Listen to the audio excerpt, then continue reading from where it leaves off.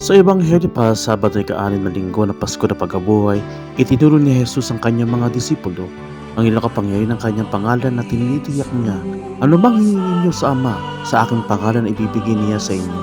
Inilipat niya sila sa isang direkta kaugnayan sa Ama na nakabatay sa pananampalatayang pagmamahal at ganap na pag-asa sa kanyang banal na kalooban. Ang panalangin ng katina, ang banal na kapamagitan at tagapamagitan. Ang pangunahing panalangin ng Legion ng Katina, Legiones, ay tahasang nagtutulay sa aral ng Ebanghelyo para sa pamamagitan ng depesyon ni Maria. O Panginoon Hesukristo, aming tagapamagitan sa Ama, na nalulugod sa talaga ang pinakabanal na Birhen ng iyong ina, upang maging aming ina rin at aming tagapamagitan sa iyo. Pagbati sa inyong lahat sa Sabado na ika-6 linggo ng Pasko ng pagkabuhay. Si Kristo na buhay. Aleluya, aleluya. Magdiwa mga lehonaryo, magdiwang!